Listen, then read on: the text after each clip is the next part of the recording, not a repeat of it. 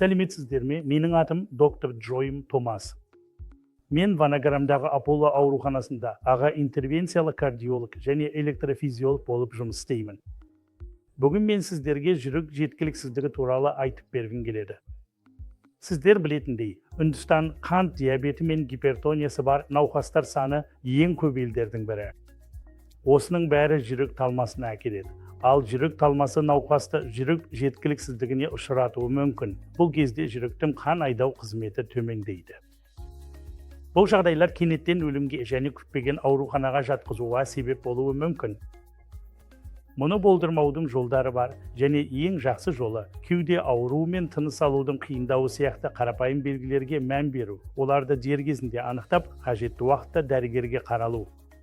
Осылайша біз ангиограмма жасап, қажет болған жағдайда ангиопластика немесе шунттау операциясын жүргіземіз. Сондықтан, егер сіз жүрек талмасының алдын алсаңыз, жүрек жеткіліксіздігіне ұшыраудан да сақтанасыз. Бұл сіз үшін өте маңызды болмақ.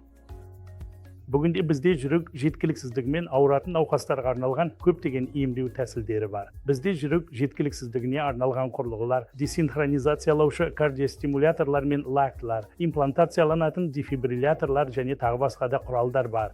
Ең жақсы жолы осындай аурулардың алдын алып, денсаулығымызды, жүрегіміздің саулығын сақтау.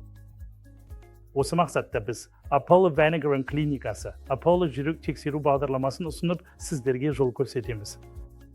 Бұл сізге пайдалы болып, жүрек жеткіліксіздігіне ұшыраудың алдын алуға көмектеседі.